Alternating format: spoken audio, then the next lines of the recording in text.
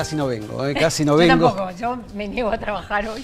Pero llegamos, aquí estamos. Ay, Dios. ¿Cómo Sí, le va? hoy está todo limpito. Lindo Animal Print ese, ¿eh? ¿Qué tal? Bien, Me bien, encanta porque bien. el señor tendría que hacer un programa de moda también.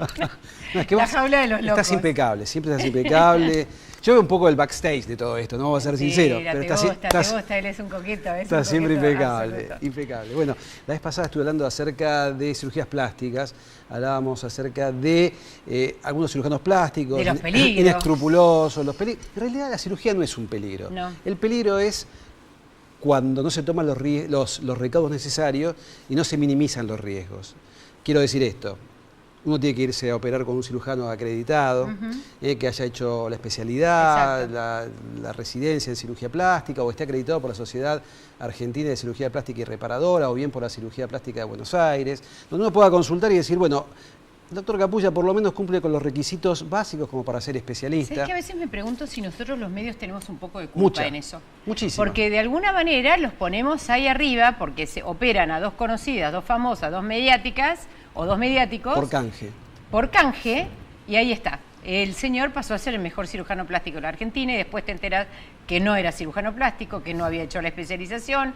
Y después, de pronto, en este del por canje, de pronto ves un montón de gente que le han puesto un montón de cosas con las cuales pisaron el palito de la muerte. Absolutamente. Hay muchos casos, hace muy poquitos días, y esto un poco tiene que ver con la historia de hoy, con Silvina Luna, que le usaron metacrilato, que es un plástico que se inyecta solamente para pequeños rellenos que casi ni se usa. Ahora, vos sos médico, Guillermo, ¿cómo es posible que un médico no sepa que solamente se puede utilizar una muy pequeña cantidad? Sabemos que en medicina, entre una pequeña cantidad y una gran cantidad, está la muerte o la vida. Es que la verdad que ningún cirujano plástico que esté acreditado que yo conozca, que tenga el sentido de lo que es la ética profesional, de la responsabilidad profesional, someta a una paciente a un riesgo biológico como significa aplicarle cantidades importantes de metacrilato, que se sabe que no se utiliza para eso, que se utiliza para algunos rellenos óseos, se utiliza para otras cosas, pero nunca se utiliza para rellenar grandes cantidades. Como hay gente que dice, no, me puso colágeno, tampoco se usa más el colágeno, tampoco se utiliza la silicona líquida. Claro.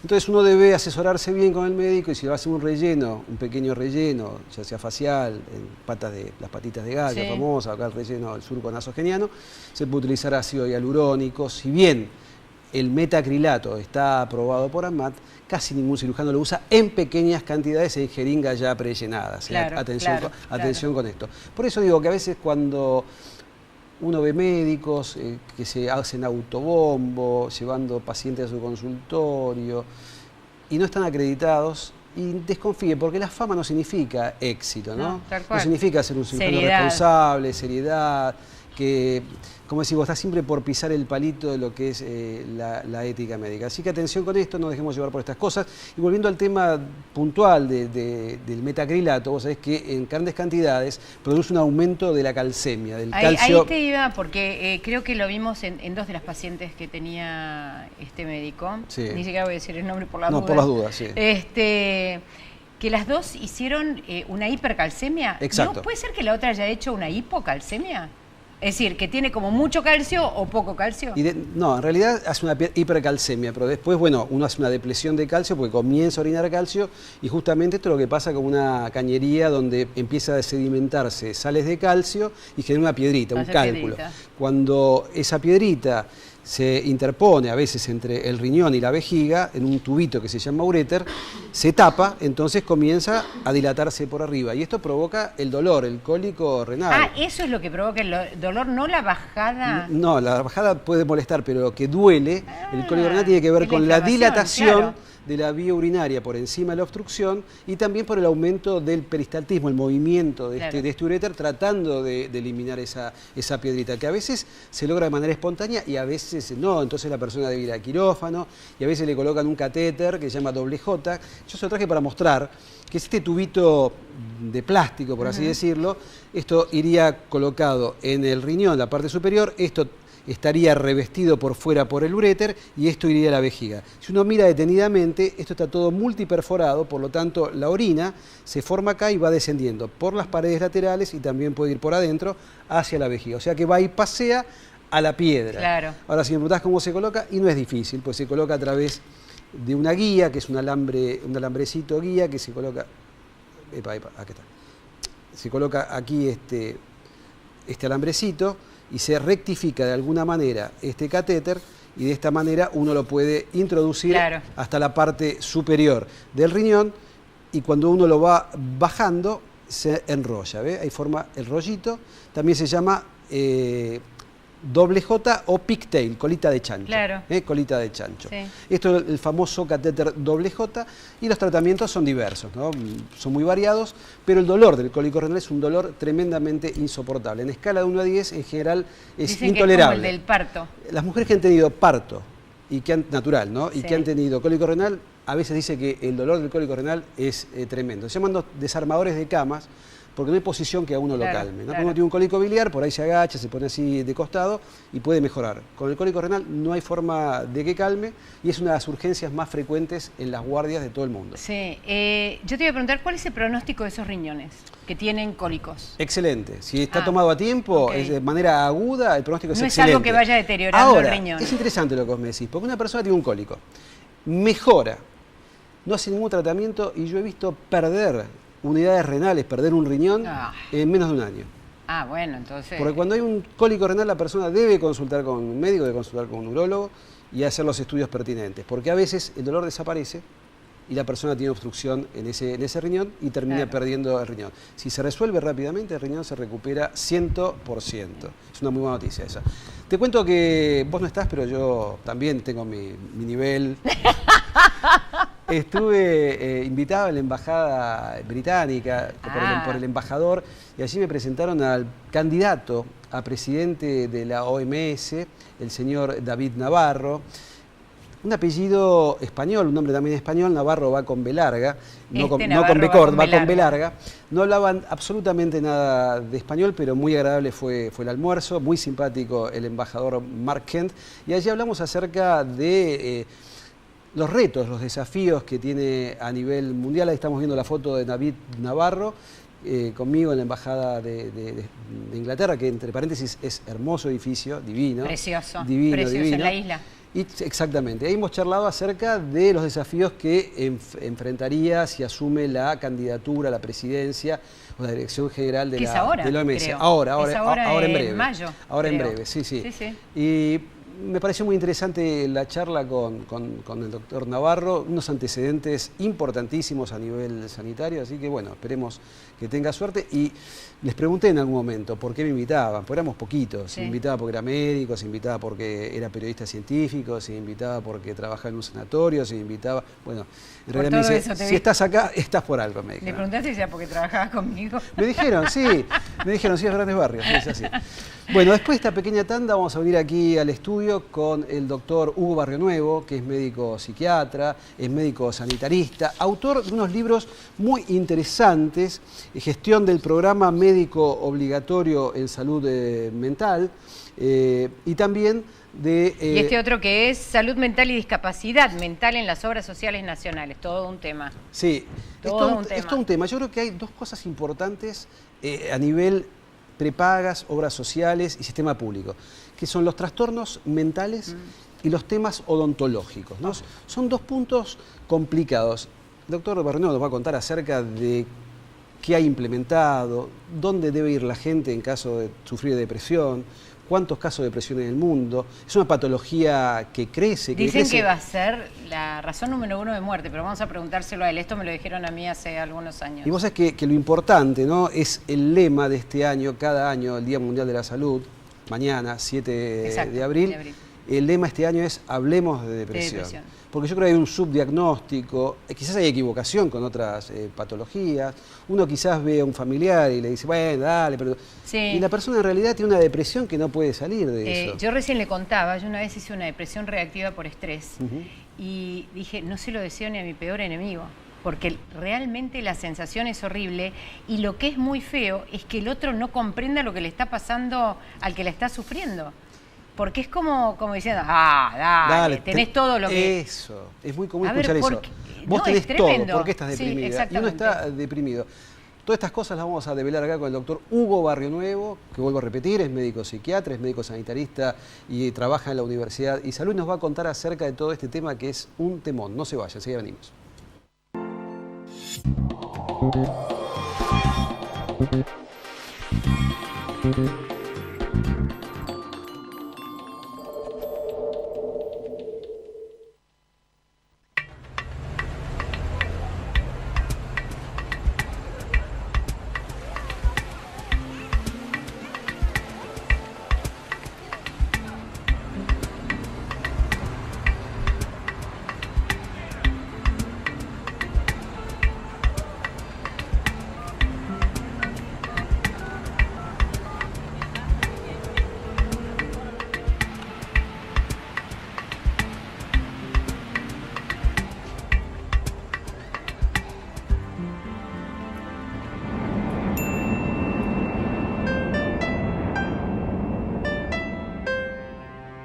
Ciensa Argentina, el aliado estratégico de las prestadoras de salud de primer nivel.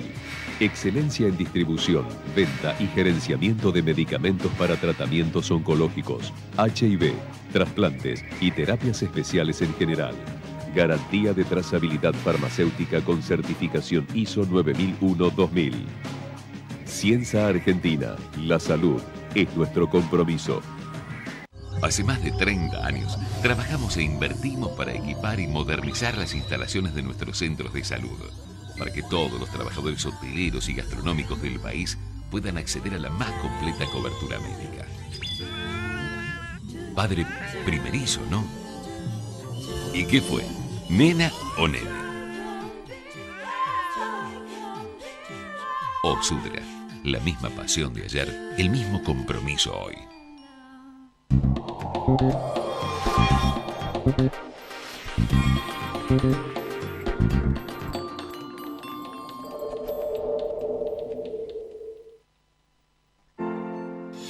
Muchas veces recibo consultas de la gente acerca de a dónde podemos derivar un paciente que tiene un problema de piel o que tiene un problema articular o que tiene un problema estomacal.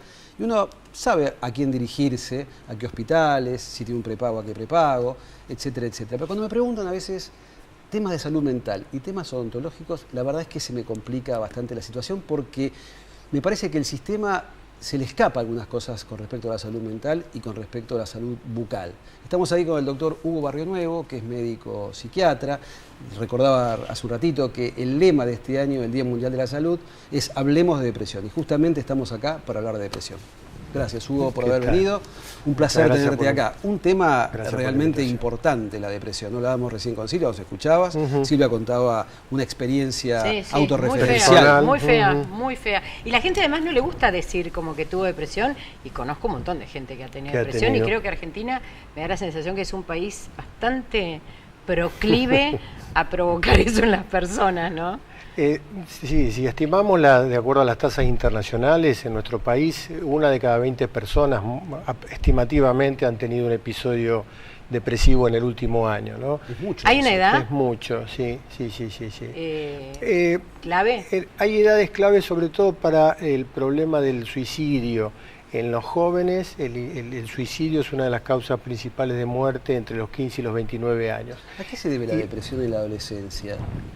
En la adolescencia, sí. La adolescencia es un momento de acomodamiento, sí, de precocidad, donde el mundo nos empieza a deparar situaciones que no estamos preparados para vivir, y en este mundo de hoy, que es un mundo muy complejo, en general el adolescente puede tener mayores o menores respuestas para dar cuenta de afrontamiento de situaciones vitales. Vos sos una persona que tiene mucha experiencia.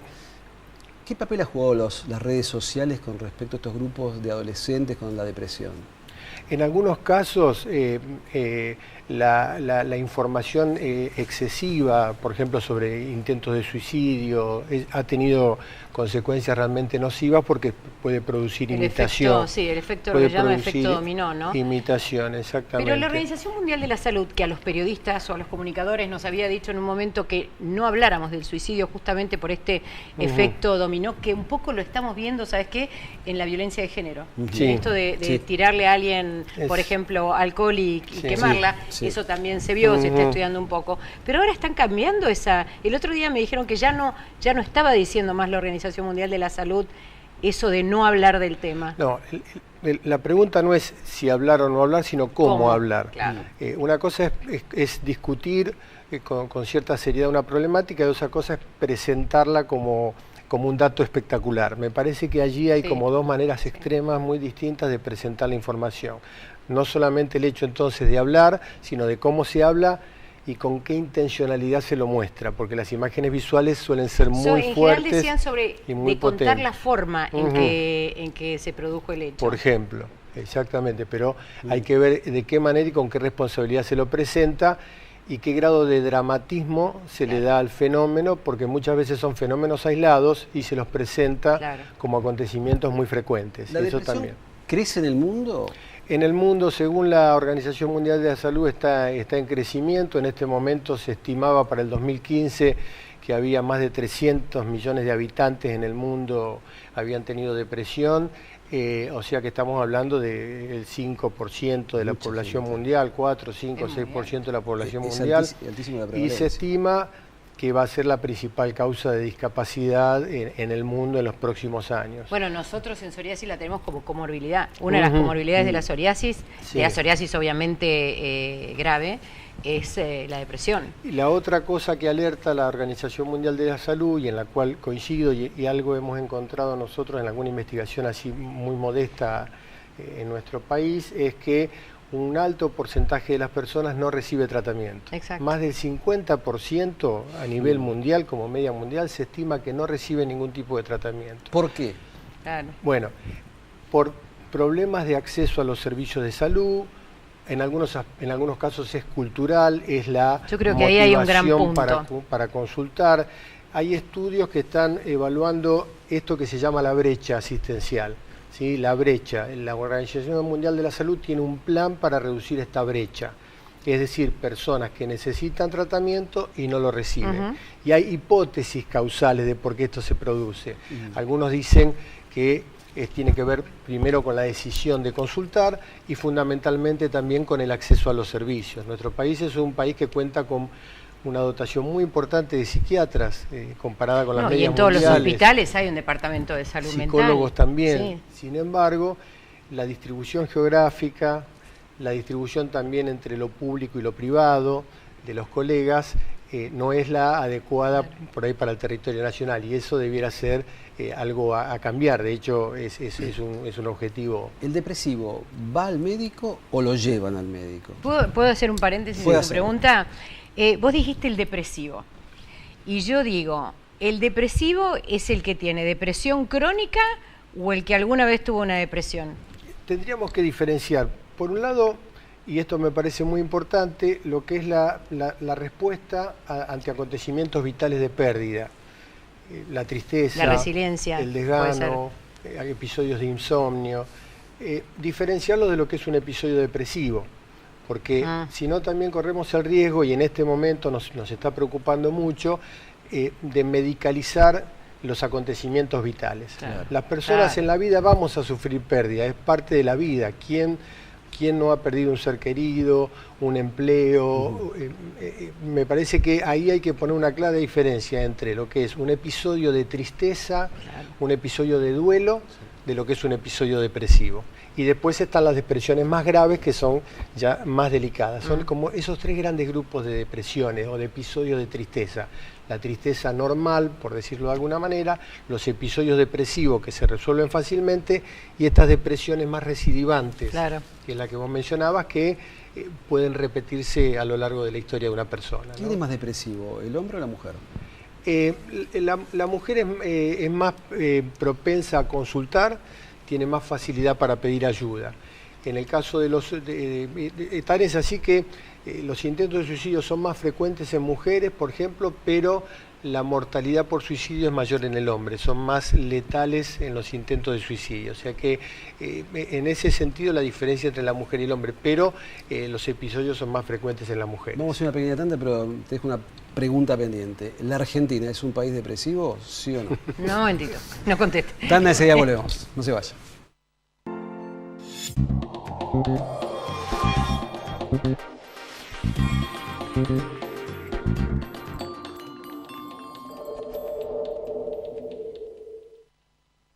Innovación permanente. Vago. Ética al servicio de la salud. Andar. Obra social de viajantes vendedores de la República Argentina. La mejor cobertura familiar al mejor precio. Planes de salud para particulares, trabajadores en relación de dependencia y monotributistas. 0810-345-0184. Andar. www.andar.org.ar.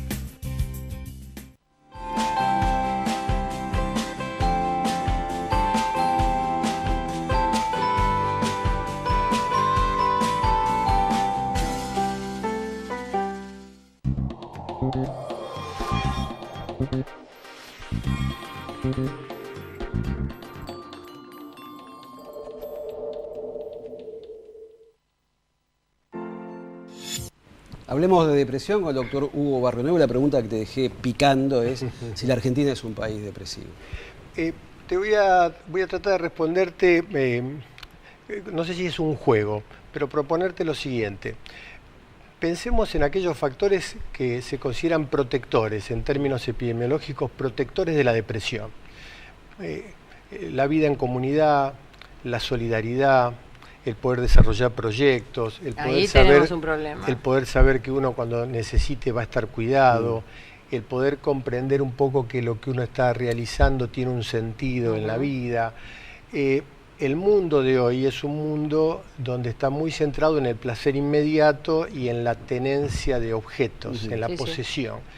Entonces me parece que ese enfoque, ese énfasis, tanto en el placer inmediato, en no poder postergar, en no saber pensar, planificar hoy, trabajar hoy para obtener algo en el mañana, que se ha perdido en las últimas décadas a nivel mundial, y en algunos países como el nuestro también, favorecen la falta de reacción ante pérdidas, ¿sí? O sea que somos personas que tenemos menor capacidad de reaccionar con fortaleza en situaciones de pérdida porque no tenemos o estamos perdiendo un sentido más trascendente de la vida si ponemos la vida en términos de consumir objetos o de obtener el placer de manera inmediata, que es lo que uno ve habitualmente en todos los medios, ¿no? A una persona, ¿no? Se siente mal, ve que algo le está pasando, porque yo estoy describiendo prácticamente, a mí menos mal yo tenía un columnista en el noticiero y él hablaba y yo de pronto me di cuenta, dije, pero esto me está pasando a mí, porque no era la depresiva tipo triste, mal, sino que era la que está haciendo 1.500 millones de cosas.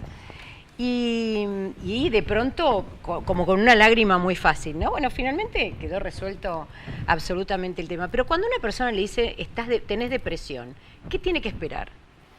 ¿Qué tiene que esperar el familiar? No, ¿qué tiene que esperar la persona? O sea, tiene que ver a un psiquiatra, le va a responder su obra social, va a encontrar la pastilla adecuada. Encontrar la pastilla adecuada no es tan fácil.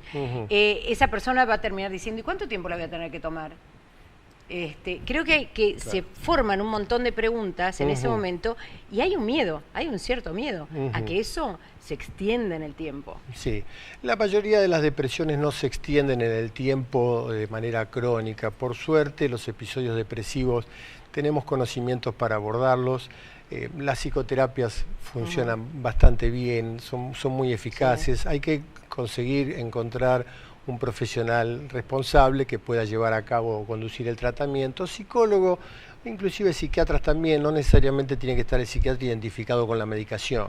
Sí hay que tener mucho cuidado con no medicar allí donde no es necesario, porque la mayoría de las depresiones pueden salir sin necesidad de medicación, sobre todo si son, como vos decías, más reactivas, esto es, están más vinculadas con un fenómeno vital de mucha trascendencia, una migración, la pérdida de un ser querido, el no encontrar empleo, la soledad.